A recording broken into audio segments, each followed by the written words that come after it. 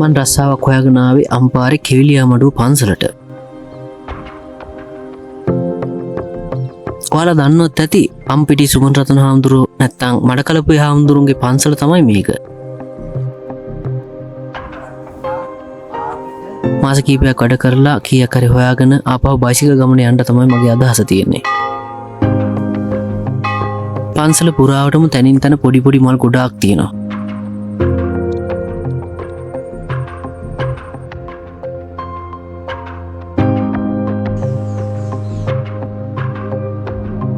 සමහර දවස්වල උදේ පාන්දරම ඝන මීදුමක් මේ පැත්තේ දකින්න පුළුවන්. දවල් වෙද්දී නම් දරා ගන්න බැරි තරමට අවසරයි. හැමදාම උදේට ඇවිත් හවසටකම් මෙහි වැඩ කරලා එයින් ලැබෙන ආදායමින් ජීවත් වෙන පවුල් කීපයකුත් ඉන්නවා. ඇත්තටම මට මෙහෙදි කරන්න තිබ්බේ උන්වහන්සේගේ සමාජ මාධ්‍ය ගිණුම් ටික හසුරුවන එක. මට මහා ලොකු දැනුමක් තිබ්බේ නැහැ. ඒ වුණාට මට පුළුවන් උපරිමයෙන් මම මේ වැඩේ කරා.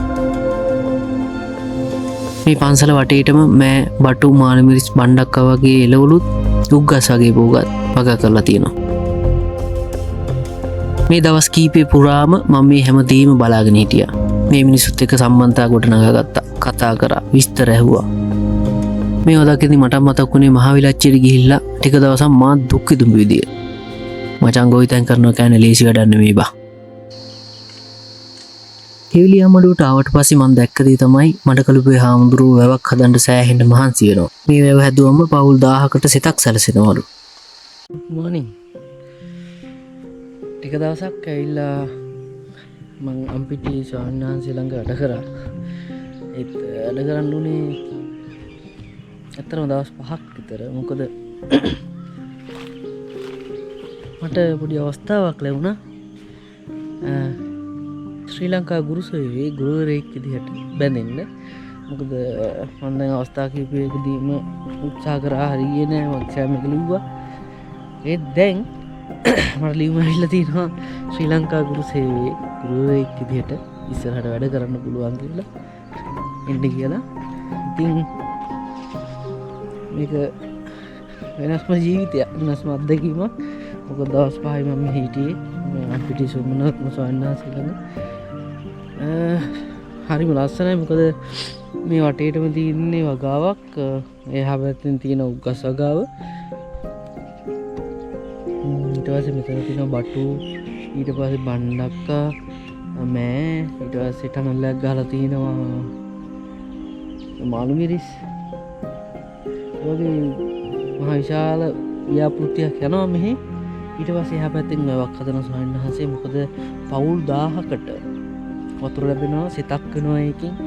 ඒ වගේම තමයි මේ වගා වැඩපිළිවෙලින් පවුල් විශාල ප්‍රමාණයක්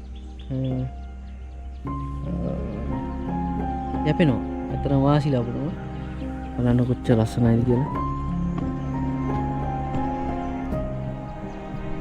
මම දැන් යන්නේ මාළුමිරිස් වගාව පෙන්වන්නද. හැබැයි අපිට අවසර නැහැ ඇතුළට යන්න. මොකද මේකට වෙනම කට්ටිය ඉන්නවා කරන්න. බලන්න.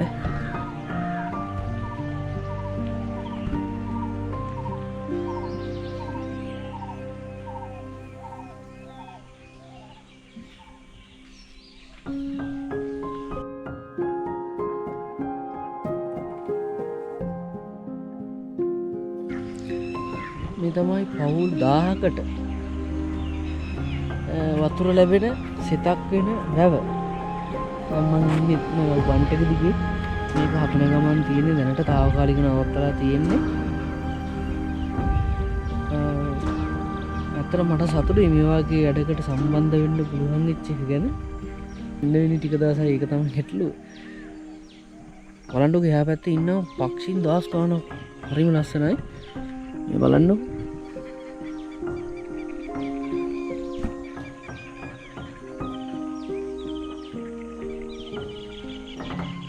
මිනිසෙක්ගේ ජීවිතේ වෙනස් වෙන්න යන්නේ ඊටාම කෙටි කාලයයි. දවස් 9ක් පුරාවට අපූර්ව බයිසිකල් ගමනක් ගිහින් ගෙදර දවස් 3-4ක් ඉඳලා මේ රස්සාවට ආවා. මෙහෙ ඉන්න උනේත් දවස් 5යි. ඊළඟට මට යන්න තියෙන්නේ වෙනස්ම තැනකට.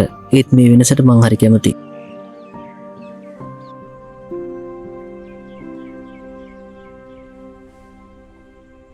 දැන් තව පොඩ්ඩක් මම යන්න තමයි බැලුවේ. මේ ලස්සන යාළුවෙක් ඉන්නවා මේදී මට හම්බුන හොඳ යාළුවෙක්. එයාට කියන්නේ කොත්තු. කොත්තු අයියා කියලා තමයි ආදරේට කියන්නේ. නම පුෂ්ප කුමාර. මේ එයාත් ඉන්නකෝ බලන්න. හරි අන්න ඉන්නවා.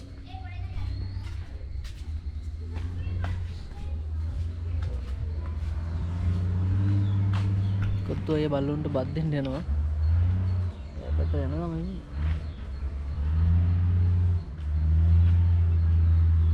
මේනි කොත්තු අයියා ඕන වෙලාවක ඕන දෙයකට කොත්තු අයියා මට සහයෝගය දුන්නා. ඉතින් එයා අමතක කරන්න බෑනේ.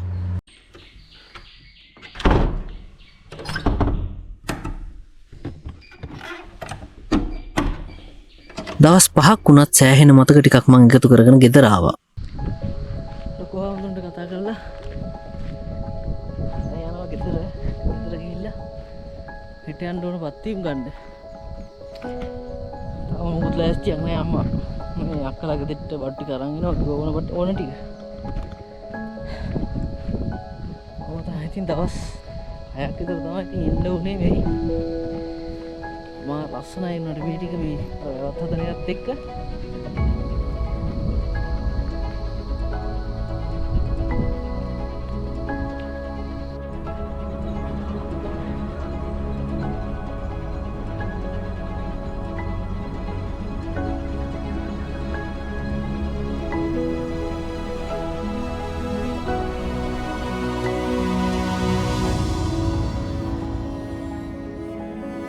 ඌව පළාත් සභාවෙන් පත්වීම් ලිපි අරගෙන මං අනිත් දවසේ උදේ පාන්දරම වැඩ බාර ගන්න ඉස්කෝලේට යන්න ආවා.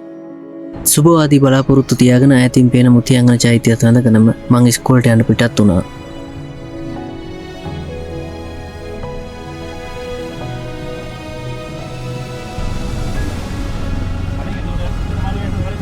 නෑ මං මේ ප්‍රයිවට් කම්පැනි එකක හිටියේ මේ පාරවල් හදන එක.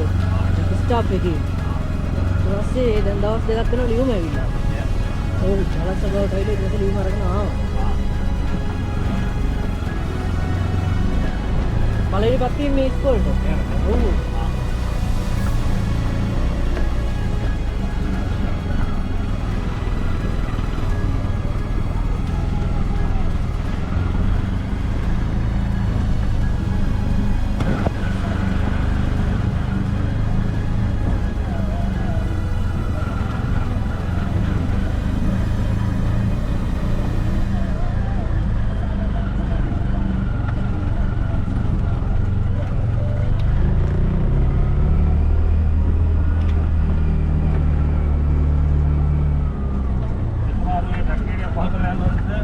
ඔව් හරියට යන්න ඕන ඔයාලා දන්නවත් ඔබ.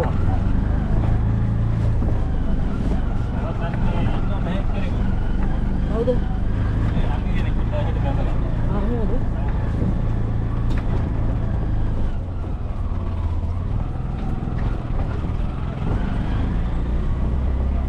මෙහෙ ගුරුවරු කීයක් ඉන්නවද අය?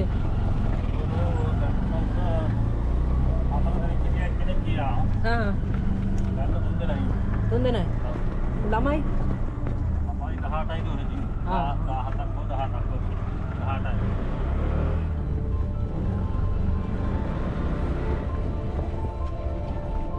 මේ තියෙන ඉස්කෝලේට යන පාර මේ පාර සෑහෙන කැඩිලා. අපේ ගමට යන පාර වගේමයි. කිලෝමීටර් 6ක් වගේ වීල් එක යන්න ඕනි. වීල් එක යනවා නම් රුපියල් 1000ක් 1500ක් විතර ගෙවන්න ඕන. ඉතින් මට හම්බුනේ අපේ කලාපේ තියෙන ඊටාම දුෂ්කර ඉස්කෝලයක්.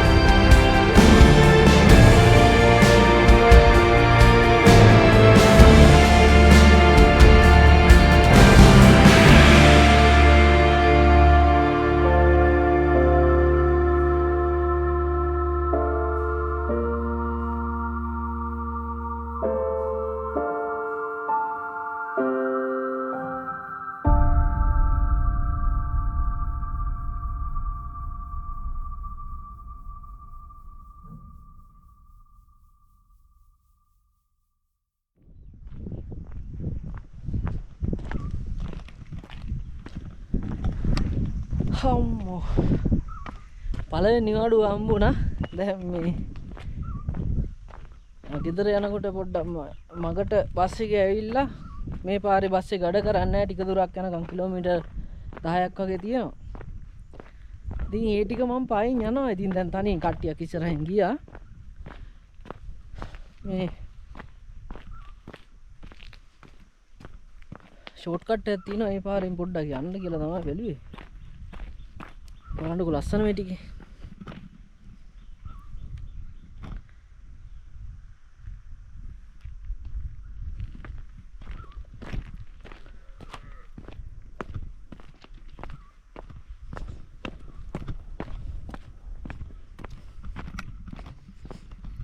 දැන් හරියටම 3යි කාලයි වෙලාව. කොහොමද ගෙදර යනකොට 4:00මාර 5 වෙයි. මොකද මේ ටික පහින් යනකොට හරි වෙලාව. ඇස්සක් ඉන්න වගේ තියෙන පොඩි පොතේකුත් එක්ක.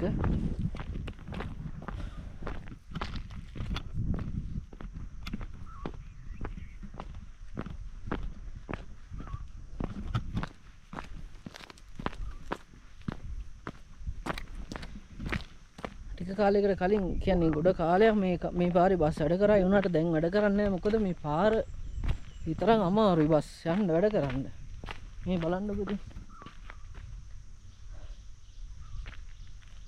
මේ ටිකත් හැදුනා නම් හරි වටිනවා. ඉතින් මේ මිනිසුන්ට යන්න එන්න පහසුයි. ඉතින් දැන් තව 4-5 දිනෙම ඉස්සරහින් යනවා.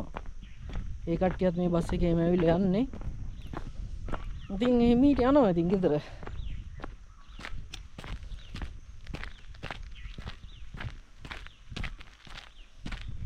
අද පළවෙනි නිවාඩුව.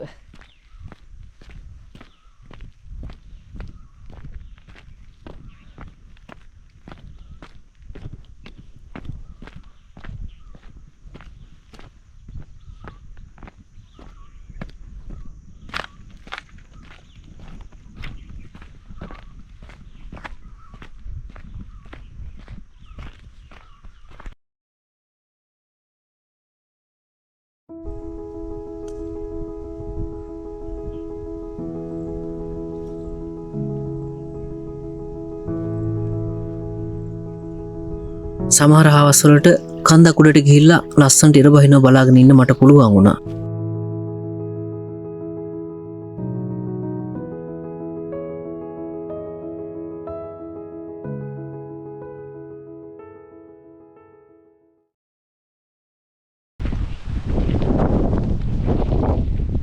Good morning.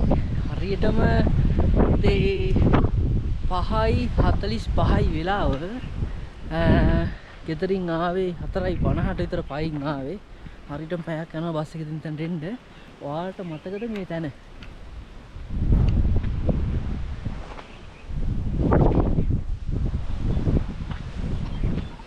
හයිට බස් එක යනවා නැත්තම් මම මෙතනින් පොඩ්ඩක් එහාට ගිහලා බලනවා. මේ තමයි රත්කැලේ පත්තනට යන පාර. ඉතින් මේ හරියෙන් පොඩ්ඩක් ඉස්සරහට ගියාම CTV බස් එක තියෙන උදේම යන එක. ඒකේ ගියේ නැත්තම් මට යන්න වෙන්නේ නැහැ හරි උදේම. එහෙම පරක් වුණොත් 10 විතර වෙනවා බැටට යන්න. ඉතින් පේනවනේ ලස්සන ඉරුදාවක් බලා ගන්න පුළුවන් මේ පැත්තට ගියා නම්. ඒ වුණාට දැන් යන්න වෙලාවක් නැහැ. මම දැන් කෙලිම යන්නේ බස් එක තියෙන තැනට. තව විනාඩි 5ක් විතර යන්න තියෙන බස් එක තියෙන තැනට. බස් එක උදේ 6ට ගන්නවා. දැන් හරියටම 5:50ට විතර ඇති. මේ සන්රයිස් එක බලනවා නම් හොඳම තැනක් තමයි මෙතන. රත්කැලේ පතන.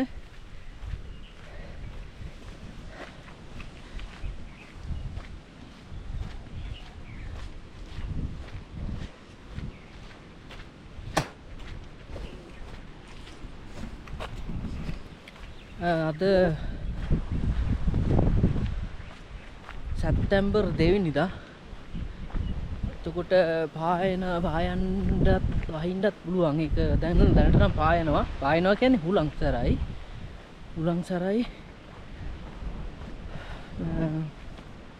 මම එන ගමන් ඒක කල්පනා කර ආවේ දැන් රත්කලේ වතනෙම ටැන්කේම කැම්පින් කරනවා නම් පොඩ්ඩක් හුලංසරයි මේ කාලේ. අගෝස්තු සැප්තැම්බර් වෙනකොට. එතකොට ඒවට සූදානම් වෙලා තමයි එන්න ඕන කැම්ප් කරනවා නම් එහෙම. මෙතන තමයි එක පොයින්ට් එකක්. පොයින්ට් එකක් කියන්නේ වාට සලකුණක් විතර තියාගන්න පුළුවන්. මෙතන මේ රක්කැලේ දේවාලේ තියෙනවා.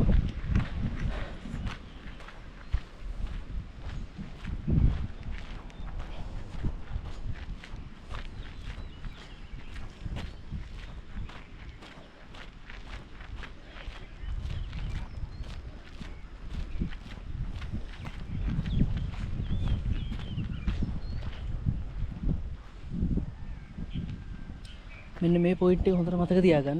එතනින් ලේසි පොඩ්ඩක් මීටර් 150ක් විතර ඉස්සරහට යද්දි තමයි රත්කැලේ පතන තියෙන්නේ. ඒ වගේම මේ දේවාලේ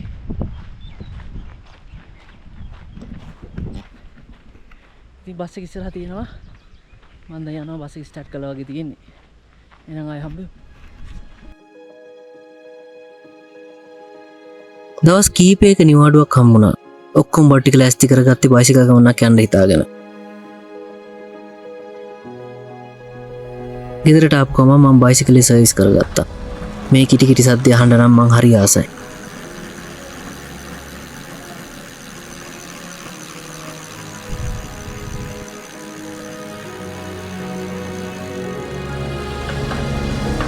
අවස්ථාවක් ලැබුණු ගමන් කොහේ හරි නිදහසේ යන්න මම පුදුම වුණාකින් හිටියේ. ඒක නිසා මම බයිසිකලෙන් පොඩි රවුමක් ගැහුවා.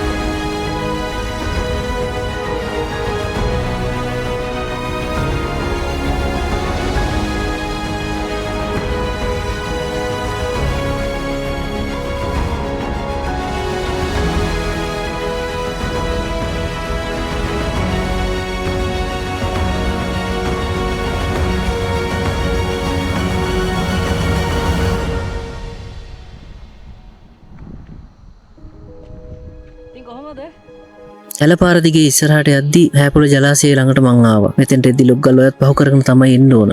මේ වගේ ලස්සන තියෙන්නේ වතුර පිරීලා උතුරලා ගලනකොට. හොඳම වැඩේ කියන්නේ මේ දවස්වල වතුර හොතට මෙහෙඳිලා මේ බලන්න.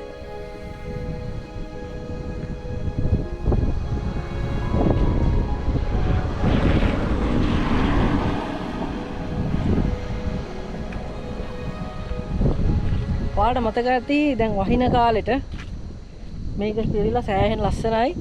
මේ පැත්තම හරිය ලස්සනයි වුණාට දැන් බලන්න දැන් ඔක්තෝබර් මාසේ වතුර හොඳට මෙහෙඳිලා දැන් මේ සම්පූර්ණ වෙලා තින්නේ.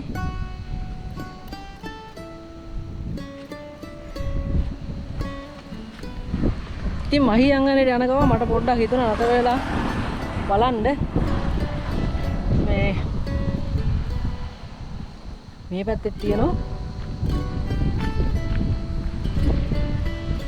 අද ඇත්තටම ලොකු දුරක් නෙමෙයි යන්නේ පොඩි කෙටි දුරක් තමයි මම බැලුවේ යන්න. මොකද නිවාඩු ප්‍රමාණයත් එක්කම මට තියෙන කාලෙත් එක්කම ඉතින් ගොඩාක් දුර යන්න අමාරුයි මට. දැන් මොන බලන්න.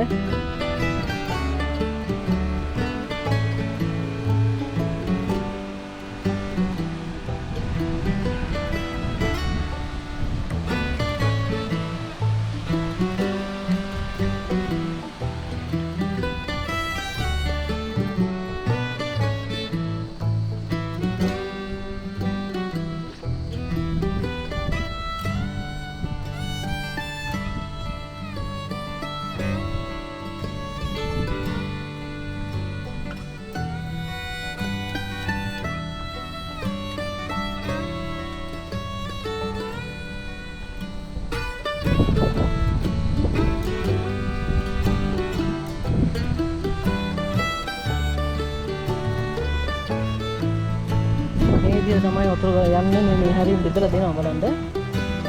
අලවලට බතල් දාලා ලයින් වලට බෙදලා දෙනවා. අතර තමයි මගේ බයිසිකලේ තියෙන්නේ. දැන් බලන්න සමහර කට්ටිය ඇවිල්ලා නතර වෙලා බලන් ඉන්නවා.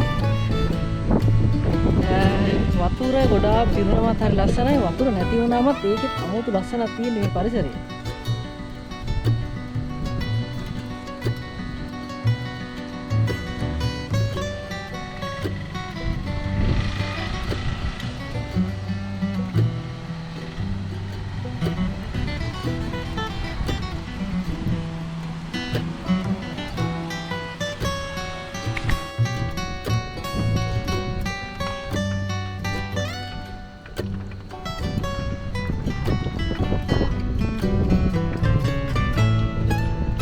වතුර තිබුණාමත් හරි ලස්සනයි. ඒ වගේම වතුර නැති වුණාමත් ඒකෙත් අමුතු ලස්සනක් තියෙන අතර.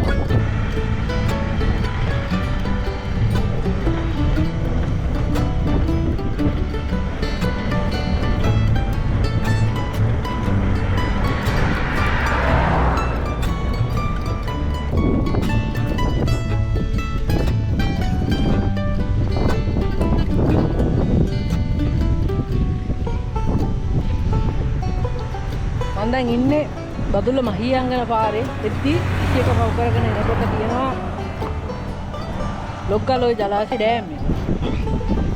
හොඳම වැඩේ කියන්නේ මේ දවස්වල වතුර නැහැ. හොඳටම හිඳිලා තින්නේ. පාරට පේනවා මේ බලන්න.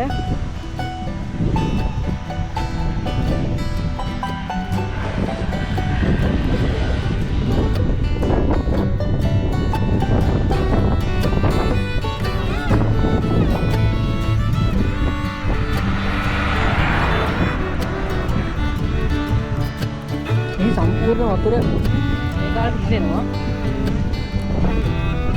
වතුර හිතෙනවා කියන්නේ ඒක ලස්සනක් තිබ්බට ඇත්තටම වතුර නැහැ කියන්නේ ප්‍රශ්නයක්. මේන ගමන් අපිට ඉස්සරහින් පූර්ණ කරලා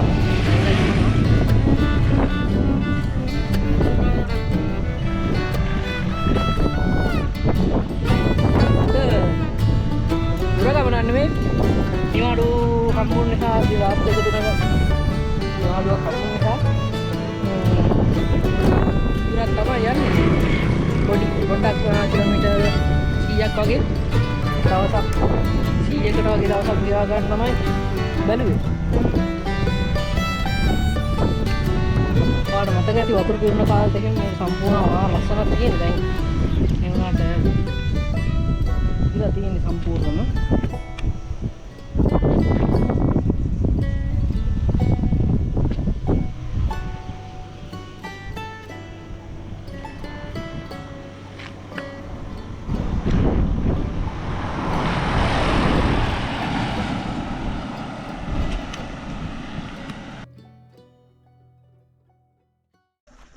අද අපේ දීවාලි උත්සවයක් තියෙනවා.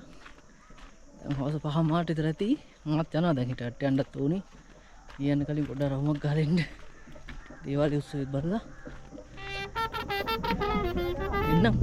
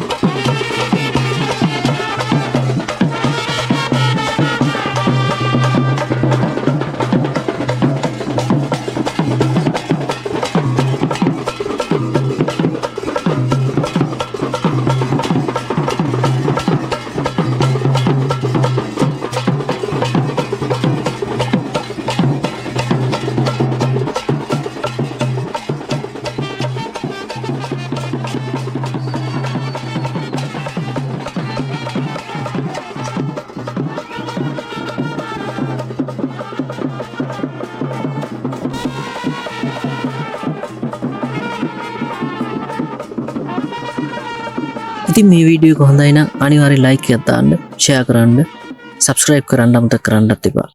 ඔයාගේ අදහස් අනිවාර්යෙන් පහලින් කමෙන්ට් එකක් දාගෙන යන්න. ඉතින් අලුත් වීඩියෝ එකකින් ආපහු හම්බ වෙමු. ජය වේවා.